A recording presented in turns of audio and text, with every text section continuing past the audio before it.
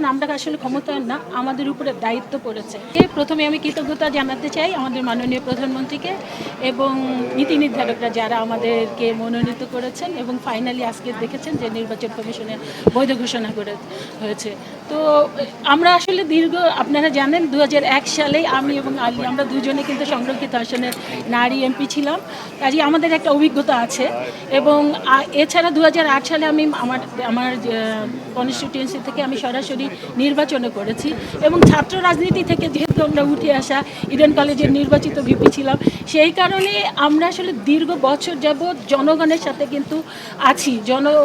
বলতে পারেন সেটা ছাত্র অবস্থায় ছাত্রীদের সাথে ছিলাম, তার পরবর্তীতে আমি বিএনপির সাথে আছি, কিংবা মহিলা দলের সিনিয়র জয়েন্ট সেক্রেটারি হিসাবে আমরা সারা বাংলাদেশের নারীদের নিয়ে কাজ করছি। তো আমরা জানি সমাজের কোন কোন জায়গায় সমস্যাগুলো আছে। ইনশাআল্লাহ এটা আমাদের মাননীয় প্রধানমন্ত্রী বলেছেন আমরা আসলে ক্ষমতায়ন না, আমাদের উপরে দায়িত্ব পড়েছে। এখন আমরা সেই দায়িত্ব সঠিকভাবে পালন করতে চাই। যখন যেই জায়গায় আমরা অসঙ্গতি দেখব, সমস্যা দেখব আমাদের এই সমাজের, আমাদের এই রাষ্ট্রের, সেই জায়গায় আমরা কাজ করতে চাই। Thank you.